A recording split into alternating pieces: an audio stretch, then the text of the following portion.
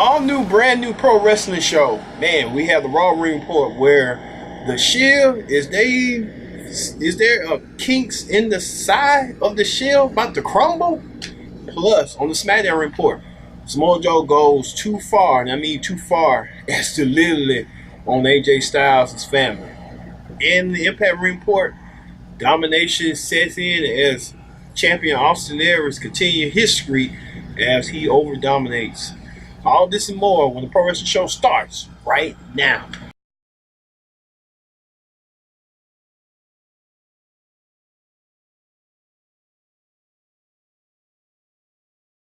Everyone, welcome again to the Pro Wrestling Show here on this special location. But glad you're here. Join in the conversation using the hashtag PSW right here. You won't miss a thing here on Connect TV, where social media meets entertainment. So let's get started with the Raw Ring Report. On the Raw Ring Report this week, man, Stephanie McMahon appeared in a limousine with Triple H to make an announcement, and she was going to later on. We'll tell you about that. But Baron Corbin welcomes her, and Baron tries to butter up Stephanie, and Stephanie didn't feel too well about Baron buttering her up. So she told Baron, like, hey, you got an issue with the Shield. So what you need to do is you need to find two partners to go against the Shield in a 6-man tag team match. So that ends that. So following on that, the Shield comes down and make their appearance known and speak for about 5 minutes. Many people were in when Roman Reigns took the mic and people started booing, but when Dean took the mic, people started cheering. When Seth took the mic, people started cheering. It's like Roman Reigns, they're trying to put Roman Reigns into the equation like he's to be cheered. So let's put him with Dean and Seth, and let's make sure Dean and Seth keeps the crowd cold for that. So till Braun Strowman and his unlikely alliance of the tag team champions Drew McIntyre and Dolph Ziggler. Now, Dolph pointed out that all three men pointed out that it should be 4 against 2. That Dean is being held back by his own brothers, the Shield. And then they try to use saying that Roman has the World Universal Championship, Seth has the Intercontinental Championship. Dean, you don't have nothing. Dean, you're a champion. You need to go for the championship. Go for Seth's championship or go for Roman's championship because you had that hunger in your eye 2 years ago, which Dean Ambrose did 2 years ago. Dean Ambrose was on top of the world 2 years ago as WWE champion. Until now, everything comes crashing on down. So Dean was kind of thinking about it, but he never reacted to it. So yeah, got to that. Also on Raw, Stephanie McMahon and Triple H tried to do their charity work of the Connor's Cure on their foundation for Connor McCall, who was the Crusher and had succumbed to his life through cancer. And so they did that name in his honor, and they had 2 recipients receive championship belts. But Hyundai partners up with WWE to create and donate WWE to Connor's Cure. So that was a great thing for Hyundai to do, and join forces with WWE on pediatric cancer for children. In a way, I think that was it on the Raw Report. Self-Truth and Baron Corbin found the Authors of Pain.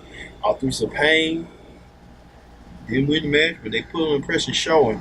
Also made a good impressive showing was the Tag Team Championship match between the Revival versus McIntyre and Ziggler. That was impressive, where McIntyre and Ziggler took away the Revival's opportunity to become tag team champions and put themselves in a match. It was good, and they said Vince McMahon was impressed by the tag team match. So big things in store for the Revival if they ever win the tag team championship. Okay, and also I think that was it. So that ends the Raw Report. Let's go on to the SmackDown Report. SmackDown Report, man, what happens when you lose your own show to somebody else, another superstar? Well, that what happened with The Miz. When Miz had lost his own show in the process to Truth, R-Truth and Carmella took over the show and decided to make bank with themselves. And things didn't go so well. Miz got upset and mad and turned around with the Paige. And Paige told him, like R-Truth said, you want to show, you got to fight for it. That's what Miz did. He fought for it and won his match. And also on another footnote, on Mixed Match Challenge, Miz wrestled R-Truth again, but this time it was in mixed tag team action with Miz's longtime Mixed Match Challenge partner Oscar against R-Truth's partner in Carmella. So it was a lot going on, and Miz and Oscar won that match. Also, Charlotte Flair gets ambushed during a photo shoot from no other than SmackDown Women's Champion Becky Lynch. Becky Lynch trying to take over and says she's the woman of SmackDown, and she did so by attacking Charlotte Flair during a photo shoot. Becky Lynch also showed her superiority when she took on Lana and did the same thing to Lana. Speaking of Lana, earlier in the show, Lana was getting called out by Aiden English about to Rusev. Now, all this escalated when Lana, Aiden English, was trying to attack Rusev, and everybody wanted to know why. Well, Aiden English said something between him and Lana happened in Milwaukee. Now, everybody's trying to put their brains into it, and what had happened in Milwaukee to make Lana go crazy and make Aiden English go crazy. Rusev kind of still trying to ponder and wondering what's going on. So, we'll probably find out next week when Aiden English reveals their secret of what happened in Milwaukee. Also, the Tag Team Championships on SmackDown. The New Day lost to the team of Sheamus. Sheamus and Big E had a match. And here it is. Also, Randy Orton continues to pick his prey after he's going after Ty Dillinger. Yes, they're trying to make Ty Dillinger a star with Randy Orton. We'll see how far that goes. Can Randy Orton build a star? Ty Dillinger. Speaking of news, I'll talk to you later on Hot Topics of what Randy Orton's famous team that he was involved with will make their return to SmackDown Live. All right. And the WWE Champion AJ Styles was set to do the contract signing with Samoa Joe, but things didn't turn so well as Joe didn't show up and he was absent. Joe turned around and being at AJ's house stalking, and he did something like a cliffhanger episode where Joe literally went inside the house after AJ continued on begging and pleading on him to go in the house. So AJ took upon himself to do what he needed to do. So that's a cliffhanger right there. We don't know what had happened, but I would think Samoa Joe went inside that house.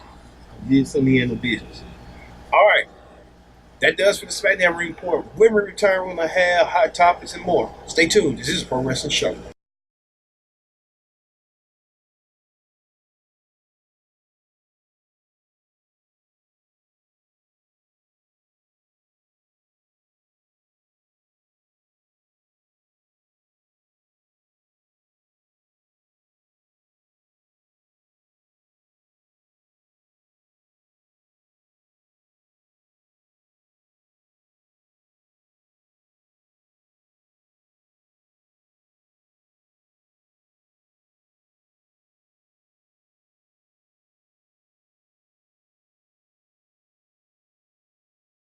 Welcome back to the Pro Wrestling Show. I'm your host, Ken Diggs. Joining the conversation at PSW at Connect TV.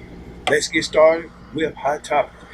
WWE is interested in a big UK star. They're trying to lure him, but he continues on don't want to come.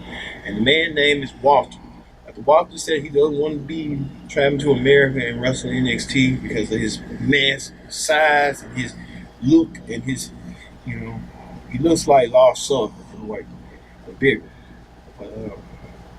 Let's see what WWE would do if they do bring Walter in from the UK show, so he don't have to travel around the states. He can take less bookings, but WWE will control his European bookings as they go.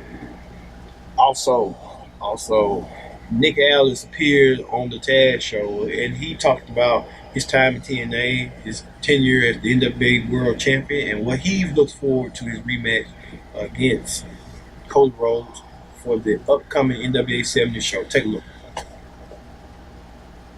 All right, Nick Aldis ready and primed, and they were determined before that he wants to be NWA champion once again. And the instant classic that they had all in was great. Also, Booker T welcomed them on his podcast, the Young Bucks, after their long-term culminated feud happened when the Young Bucks appeared at WWE tryout, and the Young Bucks rubbed Booker the wrong way, and Booker T addressed it with the Young Bucks on this. Well, Booker T trying to, you know, close that olive branch and trying to make things right. So Booker T did what Booker T did, about Jackie, but they at least they addressed that elephant in the room. And that's why I wish people would do. Dress the elephant in the room and squash the beef. Squash the beef. Also, the WWE announced that Evolution will return.